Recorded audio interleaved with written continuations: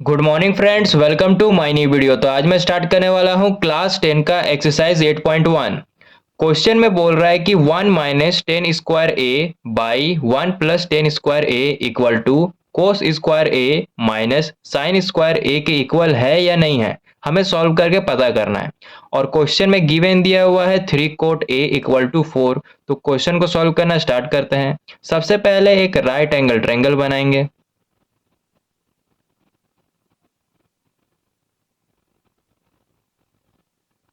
देखो इस पॉइंट में 90 डिग्री का एंगल बनता है, तो बना देंगे यहाँ पर 90 डिग्री का एंगल। अब इस पॉइंट को ए मान लेंगे, इस पॉइंट को बी मान लेंगे और इस पॉइंट को सी मान लेंगे। ठीक है, अब जो क्वेश्चन में गिवन दिया हुआ है इसे यहाँ पर लिखेंगे 3 कोट ए इक्वल टू 4। देखो 3 यहाँ पे मल्टीप्लाई में है, इसे जब इस साइड भेजेंगे तो डिवाइड में कन्वर्ट हो जाएगा, तो हो जाएगा कोट ए इक्वल टू 4/3। ठीक है, अब कोट थीटा का फॉर्मूला क्या होता है?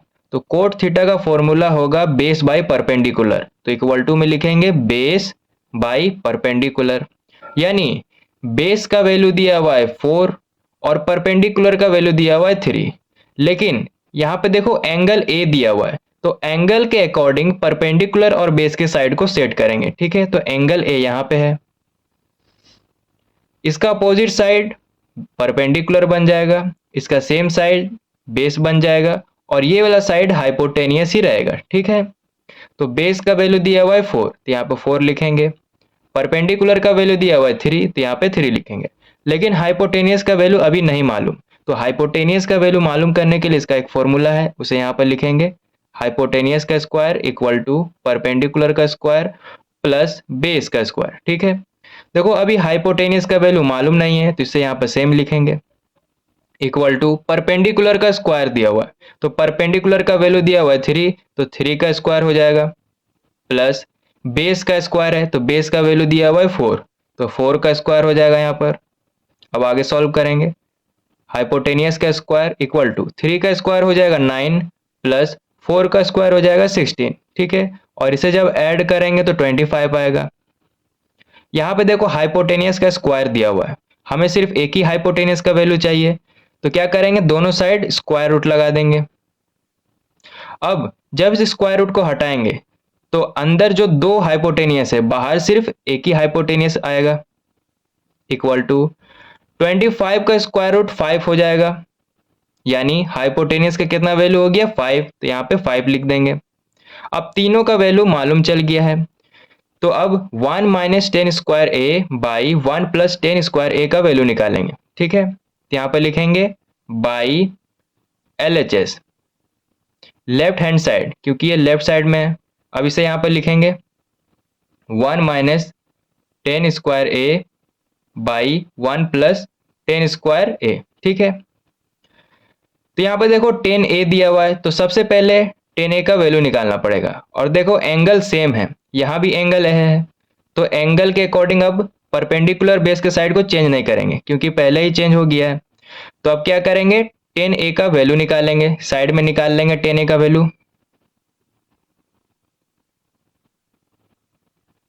टेन थीटा का फॉर्मूला हो जाएगा परपेंडिकुलर बाई बेस। परपेंडिकुलर का वैल्यू दिया हुआ है 3, तो इक्वल टू में 3 लिखेंगे बाई बेस का वैल्यू दिया हुआ है 4, तो यहाँ पे 4 लिखेंगे। तो 10a का कितना वैल्यू हो गया 3/4। अब यहाँ पे पुट कर देंगे 1 माइनस 3/4, स्क्वायर लगा हुआ है तो यहाँ भी स्क्वायर लगा देंगे बाई 1 प्लस 3/4, और यहाँ भी स्क्वायर लगा हुआ है तो यहाँ भी लगा देंगे स्क्वायर। अब आगे सॉल्व करेंगे 1 माइनस, देखो दोनों पर स्क्वायर लगा हुआ है, तो 3 का स्क्वायर 9 हो जाएगा बाई 4 का स्क्वायर 16 हो जाएगा बाई 1 प्लस 3 का स्क्वायर 9 बाई 4 का स्क्वायर 16। अब नीचे वाले का एलसीएम लेंगे, तो एलसीएम जब लेंगे तो 16 ही आएगा और ऊपर 16 माइनस 9 आएगा। उसी तरह नीचे भी जब एलसीएम लेंगे तो 16 ही आएगा और ऊपर 16 प्लस 9 आएगा। ठीक है, यहाँ पे बस माइनस है और यहाँ पे प्लस है, बाकी नंबर सेम है। ठीक है, अब देखो ऊपर का डिनोमिनेटर नंबर 16 है और नीचे का डिनोमिनेटर नंबर भी 16 है, यानी सेम नंबर है, तो कट जाएगा। अब जो बचा हुआ है यहाँ पे लिखेंगे 16 माइनस 9 बाई 16 प्लस 9। 60 में 9 माइनस करेंगे तो 7 आएगा, बाई 16 में 9 प्लस करेंगे तो 25 आएगा। ठीक है, तो वैल्यू आ गया इतना। अब कोस square A minus sine square A का वैल्यू निकालेंगे, तो यहाँ पे लिखेंगे बाई RHS।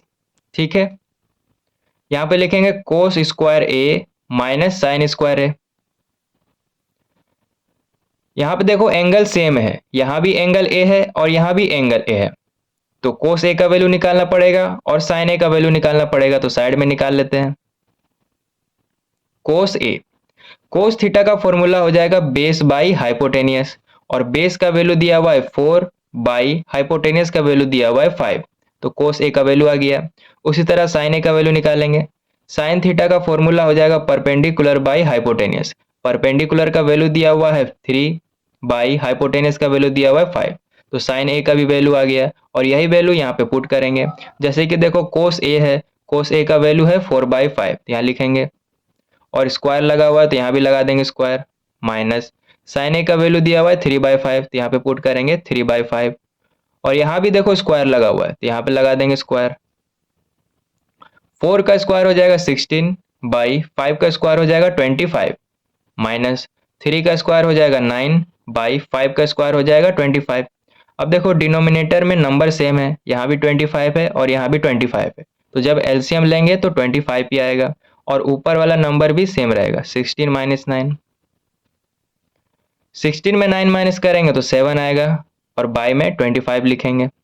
देखो LHS में भी 7/25 आया है और RHS में भी 7/25 आया, तो यहाँ पे लिख देंगे LHS इक्वल टू RHS, और यही क्वेश्चन में हमें करने को भी बोल रहा था, तो क्वेश्चन नंबर 8 सॉल्व हो गया है।